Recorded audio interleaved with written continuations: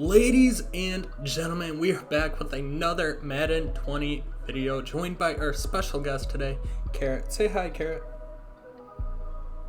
Carrot, we're talking about this. You're supposed to say hi, Carrot. Alright, he ain't about that life. He wants to go. Anyways, by the time you are watching this video, Series 3 is officially going to be out.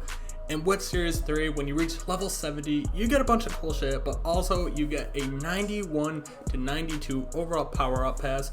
So, being the gentleman that I am, I thought it'd be a good idea to give you my list of the top 10 players you should use that list on. So let's hop right into it.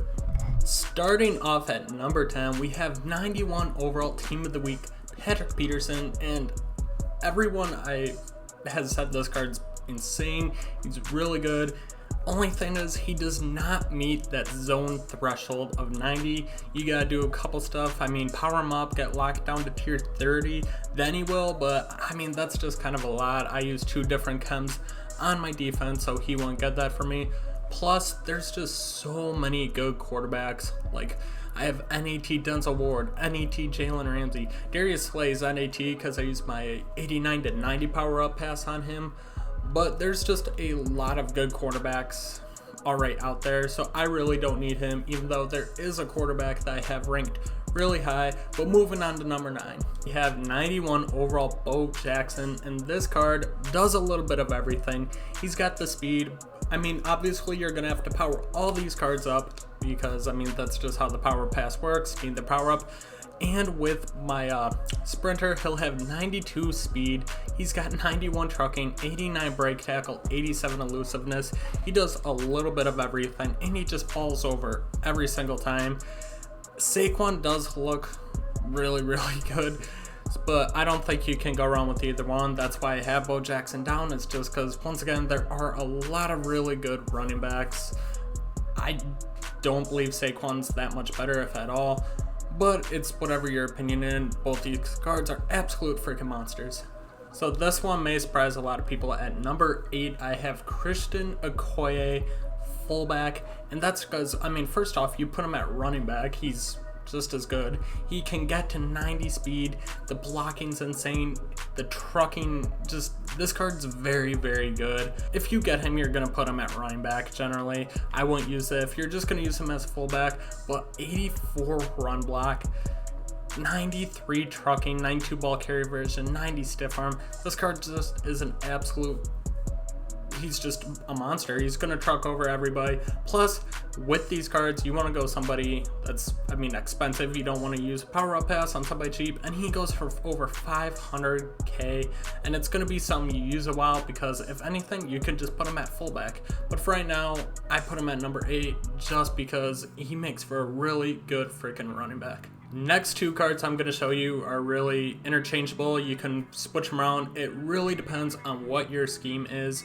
With me, I like accurate passers, but still be able to get escape artists.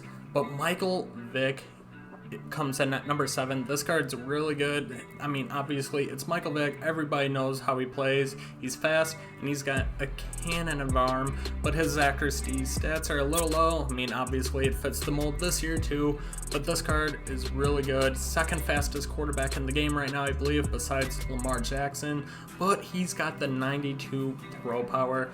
So this card does everything that you would expect a Michael Vick card to do, and if you're hurting for a quarterback, then obviously it works out.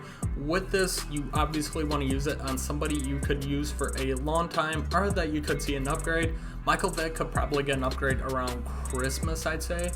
I think that's enough time to use this Michael Vick, and then when a new one comes out, you'll be able to just power him up even more.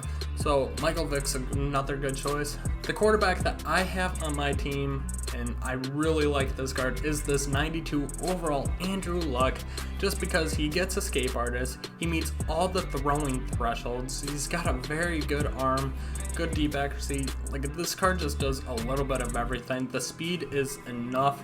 If you go any higher than that, you're getting into like the Vick range where their accuracy stats are a little low. This card does a little bit of everything. He's a lot like Steve Young, but he's better. Just in my offense, I like to pass the ball a lot. So he fits my scheme perfectly, being able to run out of the pocket if he gets in trouble, and then he can throw absolute dots, so I have him at number 6. One of my favorite cards when it comes out every year is the out of position Calvin Johnson. This card is insanely glitchy, especially if you can get him in at middle linebacker. A 6'5" middle linebacker is crazy, but he's even hits the zone threshold. He's got higher hit power than Troy Polamalu. I mean, it's EA. I mean, we don't expect them to get it right, but he's got 88 speed. His catching's a little low for a Calvin Johnson, but still like 80 or something like that. 89 play rec. This card is really good. I recommend taking him even higher than what he is ranked now if you're gonna user him. So if you user your safety, or you're gonna put him like, I think Bkindel puts him as middle linebacker, some of those other defensive formations. This is definitely a card that could be ranked higher, and a card that a lot of people should consider taking. So this card's getting a series redux tomorrow, so it'll be interesting to see what his price falls to, but it's still at 1.8 million right now. But Jadeveon Clowney is the best right outside linebacker in the game right now, and he compares very well to powered up Lawrence Taylor, but obviously when you use your power up pass, Jadeveon Clowney is going to have +1 stats all at the board, plus sprinter is going to put him at 87 speed. 87, he's got 87 block spread, power move. This card is just an absolute monster. He's slightly better than Lawrence Taylor. If you have Lawrence Taylor, I won't worry about it, but still this card is strongly making me consider, because this card looks like an absolute monster with the speed, the block shed, the power move. He can do it all. We are now into the top 3 of who you guys should take. Obviously this is my list, so you kind of have to listen to me, but not really, kind of do your own thing. Anyways, Deion Sanders comes in at number 3. It was between him and Moss for my MUT 10. I took Moss, but this card is still absolutely insane. Denzel Ward, for whatever reason, is just, he got a 92 overall card, so he is powered up to a 97 overall right now, but not powered up. Denzel Ward and Deion Sanders stats are literally identical, except for press. Denzel Ward's a lot better, and then Deion hits the zone threshold. So if you like Denzel Ward and want to compare him to another corner, Deion Sanders is the way to go.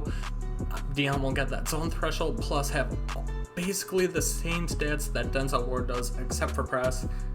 I'm considering getting this card also because he can also play kick return and punt return. I mean, he can get up to, 94, 95 speed. That's insane this time of the year right now. Putting him at kick return, punt return, and also with his coverage abilities, this card looks like an absolute glitch. Like I mentioned, I took Randy Moss with my MUT 10 player, so obviously I'm not going to use him with this. That doesn't make any sense, but Randy Moss comes in at number 2 for who you should take, just because, I mean, it's Randy frickin' Moss. We all know how Randy Moss plays. He's fast. He catches literally everything. Ever since I got this card, he's the glitchiest wide receiver in the game, not even close. Catches everything, goes up, he grabs it.